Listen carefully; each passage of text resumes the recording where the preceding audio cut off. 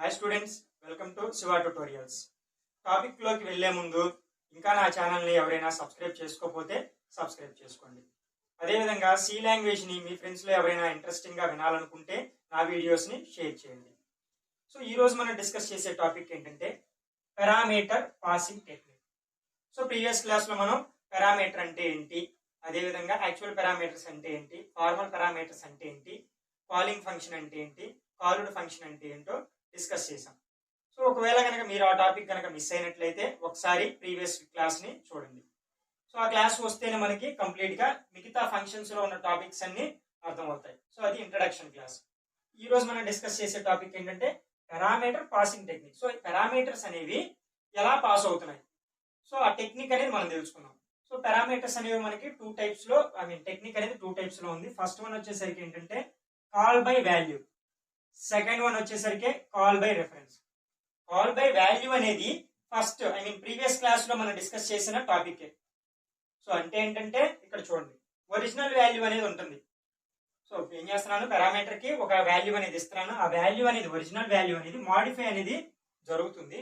So modify జరిగిన తర్వాత ఇక్కడ ఏం జరుగుతుందంటే వాల్యూ అనేది ఇక్కడ మాడిఫై జరుగుతుంది, మాడిఫై జరిగిన వాల్యూ అనేది ఇక్కడికి వెళ్ళదు, ఒరిజినల్ వాల్యూ అనేది వెళ్తుంది.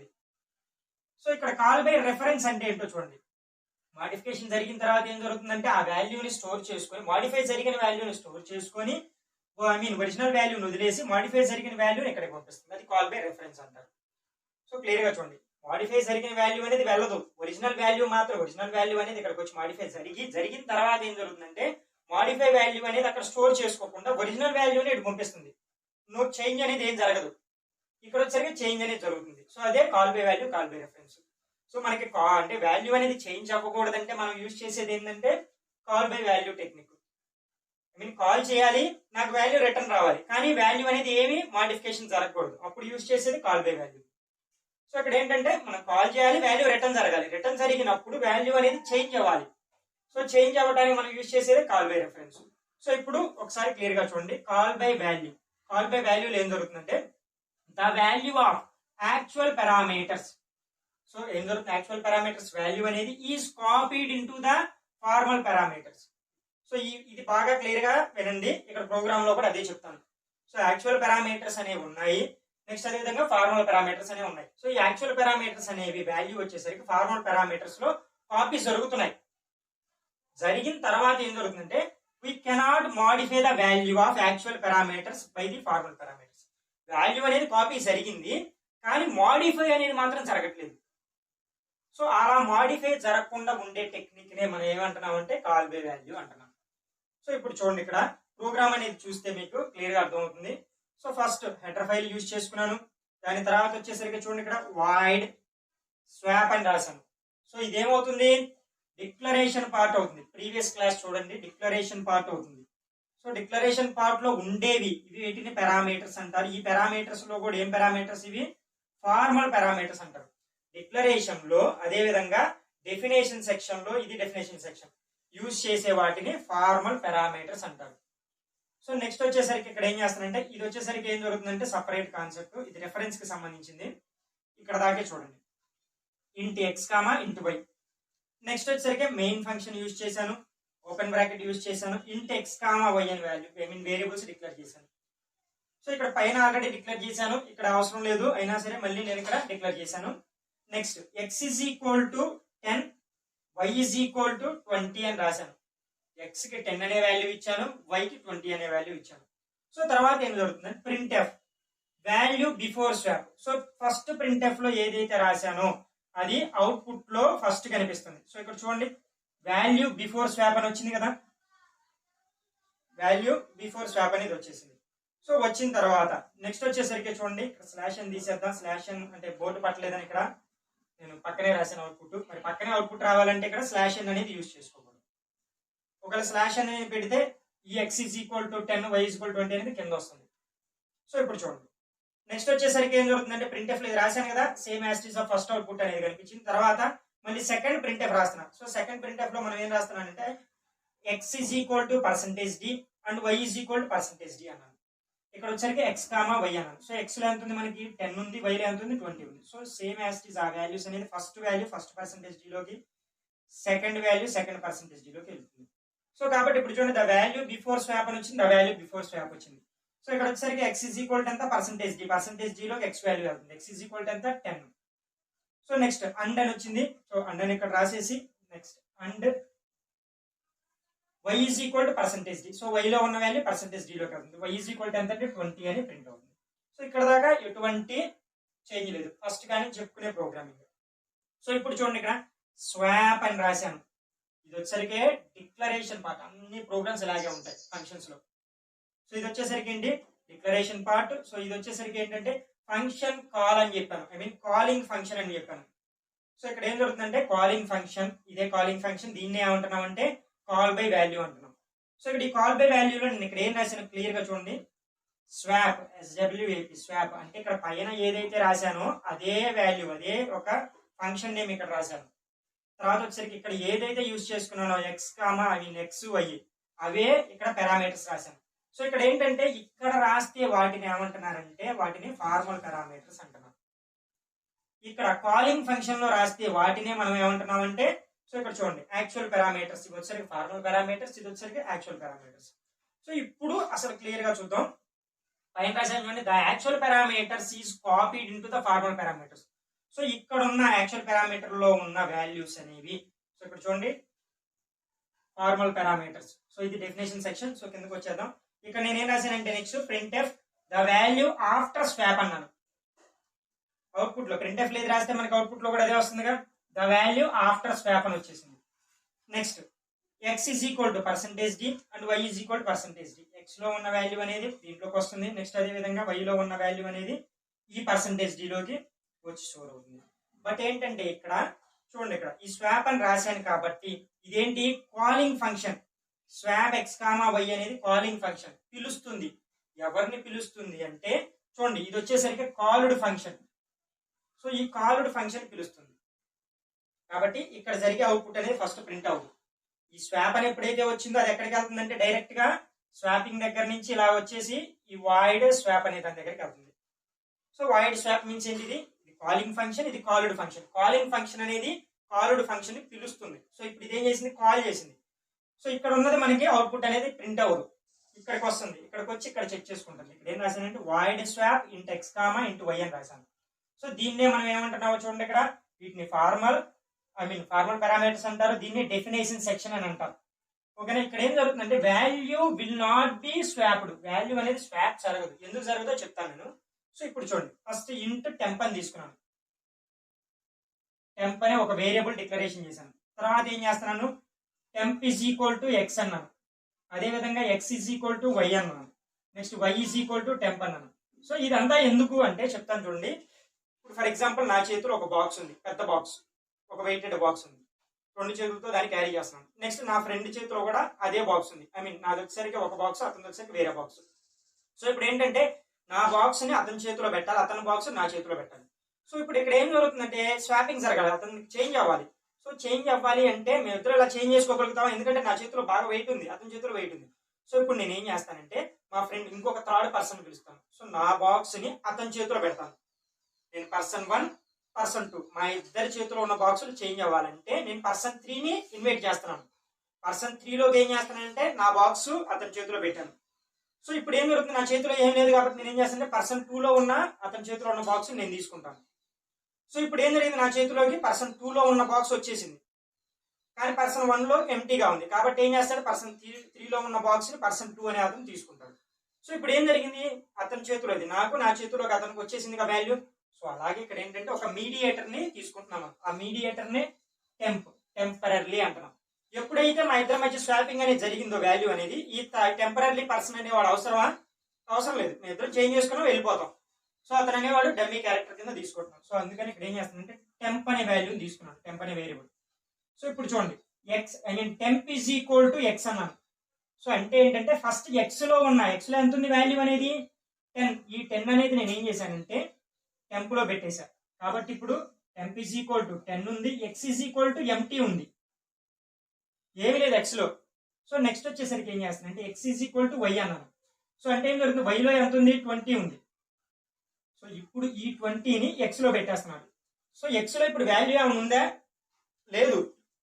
ఎంటీ అయిపోయింది, ఎందుకంటే ఎక్స్ లో ఉన్న వాల్యూ టెంప్ లోకి పెట్టేశాడు. కాబట్టి ఇక్కడ ఏం జరుగుతుందంటే 20 అనేది ఎక్స్ లోకి వచ్చేస్తుంది. సో ఇప్పుడు ఎక్స్ ఈజ్ ఈక్వల్ టు ఎంత 20, మరి వై ఈజ్ ఈక్వల్ టు ఎంత ఎంటీ. ఎందుకు వైలో ఉన్న వాల్యూని ఎక్స్ లో స్టోర్ చేసేసాడు కాబట్టి ఎక్స్ లో ఏం లేదు. సో ఇప్పుడు వచ్చేసరికి వైలో ఎంటీ ఉంది కాబట్టి నేను ఏం చేస్తున్నానంటే ఇక్కడ చూడండి y is equal to temp అని పెట్టాను. సో టెంప్ లో ఎంత ఉంది 10 అనే వాల్యూ ఉంది, ఆ వాల్యూ వచ్చి వైలో స్టోర్ ఉంది. సో ఇప్పుడు వచ్చే వాల్యూ ఎంత ఎక్స్ ఈజ్ ఈక్వల్ టు 20 అవుతుంది, వై ఈజ్ ఈక్వల్ టు 10 అవుతుంది. సో ఇక్కడ ఏం జరిగిందంటే స్వాపింగ్ అనేది జరిగింది. సో క్లియర్ గా చూడండి ఇక్కడ ఈ ప్రాసెస్ కి దీనికి మీనింగ్ ఏంటంటే స్వాపింగ్ అనేది జరిగింది. బట్ జరిగింది కానీ ఇక్కడ ఏంటంటే ఈ జరిగిన వాల్యూ అనేది మనకి పర్మనెంట్ గా స్టోర్ అవుతుంది. స్వాపింగ్ జరిగేసి ఆ వాల్యూ అనేది వెళ్ళిపోయి మనకి మళ్ళీ ఇక్కడికి వెళ్ళి స్టోర్ అవుతుంది. సో ఇక్కడికి వెళ్ళి స్టోర్ అవుతుంది. సో స్టోర్ అయినా కానీ వాల్యూ అనేది మనకి పర్మనెంట్ గా స్టోర్ అవుతుంది. సేమ్ ఎలా జరుగుతుందంటే కాల్వే వాల్యూలో ఇక్కడ ఇతను పిలిచాడు, పిలిచినప్పుడు ఇక్కడ వాల్యూ ఆల్రెడీ చేంజ్ అయిపోయింది. అక్కడ ఎంత వచ్చింది x is equal to 20, y is equal to 10 వచ్చింది. కానీ ఇక్కడ ఏం జరుగుతుందంటే ఫార్మల్ పారామీటర్ లోకి ఇక్కడికి వచ్చేసరికి మళ్ళీ సేమ్ యాస్టీస్ ఇక్కడ ఎక్స్ ఈజ్ ఈక్వల్ టు 10 వస్తుంది, వై ఈజ్ ఈక్వల్ 20 వస్తుంది. ఇక్కడ చేంజ్ జరిగినా కానీ మళ్ళీ రిటర్న్ అయ్యేటప్పుడు మనకి ఏం జరుగుతుందంటే వాల్యూ అనేది మాడిఫై అనేది జరగదు. సో అది జరగకుండా ఉంచడానికి యూజ్ చేసే టెక్నిక్ నే మనం ఇక్కడ కాల్వే వాల్యూ అంటున్నాం. సో ఇప్పుడు ఏం జరిగింది ఎక్స్ ఈజ్ ఈక్వల్ టు 10 ఉంది, వై ఈజ్ ఈక్వల్ టు 20 ఉంది, మళ్ళీ రిటర్న్ బ్యాక్ వచ్చేసింది, కాల్వే వాల్యూ రిటర్న్ బ్యాక్ వచ్చేసింది. సో ఇక్కడికి వచ్చేసి ప్రింట్ అవుతుంది the value after swap x is equal to 10, y is equal to 20. So ఎందుకు మాడిఫై జరగలేదు అనేది మీకు తెలియాలి అంటే మనం కాల్వే రెఫరెన్స్ అనేది చెప్పుకోవాలి. సో ఇక్కడ ఏంటంటే వాల్యూ అనేది చేంజ్ జరగాలి అంటే మనం కొన్ని యూజ్ చేసుకోవాలి. సో అదేంటంటే చూడండి ఇక్కడ ఫస్ట్ ఇక్కడికి అర్థమైంది కదా పాయింట్ అనేది కాల్వే వాల్యూ దాన్ని పిలిచింది, వాల్యూ అనేది అది రిటర్న్ ఇచ్చింది. కానీ రిటర్న్ ఇచ్చేటప్పుడు ఇక్కడ స్వాపింగ్ కూడా జరిగింది, వాల్యూ అనేది ఎక్స్ లోకి 20 వచ్చింది, వైలోకి 10 వచ్చింది. కానీ జరిగిన వాల్యూ అనేది ఇక్కడికి వచ్చి స్టోర్ అయ్యే టయానికి సేమ్ మళ్ళీ x is equal to 10, y is equal to 20 జరిగింది, మాడిఫై జరగాలి. చూసారు కదా ఇక్కడ మాడిఫై జరిగింది కానీ మాడిఫైడ్ వాల్యూ అనేది ఇక్కడికి రాలా. సో మాడిఫైడ్ వాల్యూ రావాలి అంటే మనం ఇక్కడ ఏం యూజ్ చేసుకోవాలనేది ఇప్పుడు కాన్సెప్ట్ లో చెప్పుకుందాం. దాన్నే ఏమంటారంటే కాల్ బై రెఫరెన్స్ అంటారు, అదేవిధంగా దాన్ని కాల్ బై అడ్రస్ అంటారు. సో ఇప్పుడు చూడండి the address of the actual argument are copied on to the formal parameters. So ఇక్కడ ఏం జరుగుతుందంటే ఇందాక వచ్చేసరికి ఏం జరిగింది చూడండి actual parameters is copied in to the formal parameters, అంటే డైరెక్ట్ గా వాల్యూ అనేది యాక్చువల్ పారామీటర్ లో నుంచి ఫార్మల్ పారామీటర్ లోకి వచ్చేసింది. వచ్చిన తర్వాత ఏం జరిగింది ఇక్కడ స్వాపింగ్ అనేది జరిగిన తర్వాత ఇక్కడికి వచ్చి స్టోర్ అయింది. బట్ ఇక్కడ అది స్టోర్ చేసుకోలేకపోయింది. ఓకేనా, అర్థమవుతుందా? స్టోర్ చేసుకోలేకపోయింది. ఇప్పుడు ఆ స్టోర్ చేసుకోవడానికి మనం ఇక్కడ ఏమి యూజ్ చేస్తున్నామంటే అడ్రస్ అనే ఒక సింబల్ ని యూజ్ చేస్తున్నాం. సో ఈ అడ్రస్ అనే సింబల్ వచ్చేసరికి ఏం జరుగుతుందంటే వాల్యూ అనేది చేంజ్ అయిన తర్వాత ఆ వాల్యూని స్టోర్ చేస్తుంది. సో పర్మనెంట్ గా స్టోర్ చేస్తుంది. అదే విధంగా చూడండి ఇక్కడ చూస్తే ఇక్కడ దీన్నే యాంపర్సెంట్ అంటారు, యాంపర్సెంట్ అని యూజ్ చేస్తా ఉంటాం, యాంపర్సెంట్ ఆర్ అడ్రస్ సింబల్ అంటారు. ఈ సింబల్ ని మనం ప్రోగ్రామ్ లో యూజ్ చేసుకుంటే అదే విధంగా ఈ స్టార్ సింబల్ ని మనం పాయింటర్ అంటారు. సో ఈ పాయింటర్ అనేది ఎందుకు యూజ్ చేస్తామంటే చూడండి ఇక్కడ స్టోరేజ్ లొకేషన్, ఏదైనా వాల్యూ అనేది చేంజ్ అయిన తర్వాత ఏ వాల్యూ అయినా చేంజ్ అవ్వని అవ్వకపోని ఆ వాల్యూ అనేది మన దగ్గరకు వచ్చిన తర్వాత దాన్ని ఇంకా అంతే స్టోర్ చేసి పెట్టుకుంటుంది. అడ్రస్ సింబల్ ఏమో మాడిఫై చేసిన వాల్యూని తెచ్చుకుంటుంది కదా, తెచ్చుకున్న వాల్యూని అంతే స్టోర్ చేసి పెట్టుకోవడానికి మనం ఇక్కడ స్టార్ సింబల్ అనేది యూజ్ చేస్తున్నాం. సో ఈ స్టార్ సింబల్ ప్లస్ ఈ యాంపర్సెంట్ సింబల్ అనేది ప్రోగ్రామ్ లో యూజ్ చేసుకుంటే మనకి ఏం జరుగుతుందంటే మాడిఫై జరిగిన తర్వాత వాల్యూ అనేది పర్మనెంట్ గా స్టోర్ అయిపోతుంది.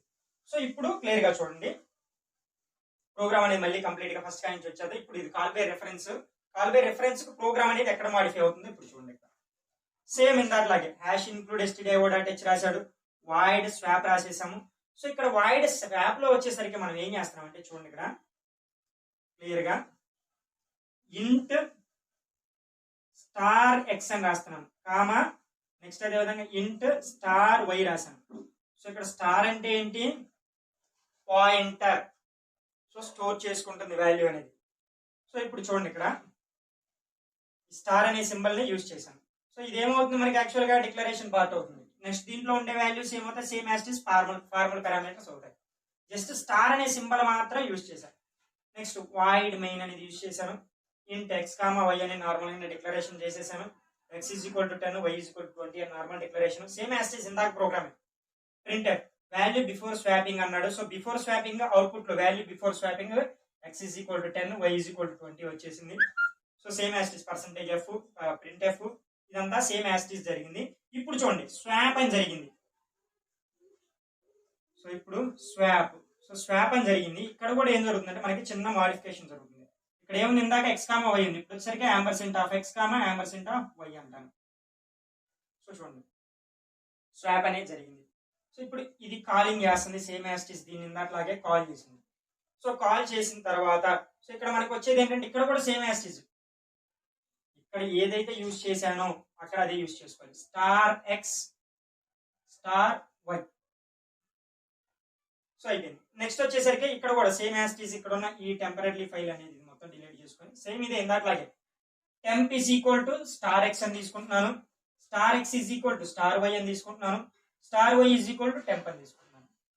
సో ఇక్కడ చిన్న మాడిఫికేషన్స్ జస్ట్ ఏం చేశానంటే డిక్లరేషన్ పార్ట్ లో స్టార్ అని పెట్టాను, నెక్స్ట్ ఫంక్షన్ కాలింగ్ లో యాంపర్సెంట్ అని పెట్టాను, కాల్ చేస్తుంది. నెక్స్ట్ ఇక్కడ కూడా ఏం చేస్తున్నానంటే స్టార్ అని పెట్టాను. సో ఇక్కడ కూడా స్టార్ అని డిఫైన్ చేసుకున్నాను. సో ఈ చిన్న మాడిఫికేషన్ వల్ల ఏం జరుగుతుందంటే ఇక్కడ ఫంక్షన్ ని కాల్ చేసింది ఇందాకట్లాగే ఇక్కడ మాడిఫై జరిగింది. ఎక్స్ ఈజ్ ఈక్వల్ టు ఎంత 20 y ఈజ్ ఈక్వల్ టు ఎంత 10 మాడిఫై జరిగింది. ఇందాక same as it is swapping అనేది జరిగి మాడిఫై జరిగింది. సో ఇక్కడ వచ్చేసరికి ఇప్పుడు ఏం జరుగుతుందంటే వాల్యూ అనేది X is equal to 20 y is equal to 20 గా ఉంటుంది. సో ఎందుకంటే ఇందాక ఏం జరిగింది వాల్యూ అనేది ఇక్కడ తీసుకొచ్చింది కానీ ఈ పాయింటర్ అనేది సింబల్ యూజ్ చేయకపోవడం వల్ల సో ఏం జరిగింది ఆ వాల్యూ అనేది అది అట్లా స్టోర్ చేసుకోవాలి, వదిలేసింది. ఇచ్చిన వాల్యూ అనేది ఏం జరిగిందంటే మళ్ళీ మాడిఫై జరిగిన వాల్యూని యాక్సెప్ట్ చేయాలి. సో యాక్సెప్ట్ చేయకపోవడం వల్ల మనకి ఇక్కడ ఏం జరిగిందంటే వాల్యూ అనేది చేంజ్ అవ్వాలి, సేమ్ యాజ్ ఇట్ ఇస్ అదే ఉంది. ఇప్పుడు వచ్చేసరికి ఏం జరుగుతుంది కొత్త వాల్యూ తెచ్చి ఇవ్వగానే పాత వాల్యూని వదిలేసి కొత్త వాల్యూని ఇక్కడ స్టోర్ చేసుకుంది. స్టోర్ చేసుకొని ఇది ఏం చేస్తుందంటే మళ్ళీ రిటర్న్ చేస్తుంది. రిటర్న్ ఎవరికి ఇస్తుంది, దీనికి ఇచ్చేస్తుంది. సో ఈ రిటర్న్ ఇచ్చినప్పుడు దీన్ని ఏమంటారంటే అడ్రస్. సో ఇక్కడ ఏం జరిగిందంటే అది కాల్ చేసినప్పుడు ఏం అడిగింది, దాని యొక్క అడ్రస్ ని అడిగింది. వాల్యూని అడగాలంటేనేమో యాంపర్సెంట్ సింబల్ పెట్టుకోండి, అడ్రస్ ని అడిగింది. దాని యొక్క అడ్రస్ ని అడిగేసరికి ఏం జరిగిందంటే ఇక్కడ స్టార్ అనే సింబల్ యూజ్ చేసుకోవడం వల్ల వాల్యూ అనేది స్వాపింగ్ జరిగింది. ఆ స్వాపింగ్ యొక్క అడ్రస్ అనేది తీసుకొచ్చి ఇక్కడ స్టోర్ చేసింది. సో ఇప్పుడు అవుట్పుట్ ఏమొస్తుంది చూడండి. ఇందాకేం జరిగింది print F value after swapping. So ఇక్కడ అవుట్పుట్ లో కూడా వాల్యూ ఆఫ్టర్ స్వాప్. బట్ ఇక్కడ ఏం జరిగింది ఇందాక వాల్యూ అనేది 10-20 ఉంది కాబట్టి ఇక్కడ 10-20 ఉంది.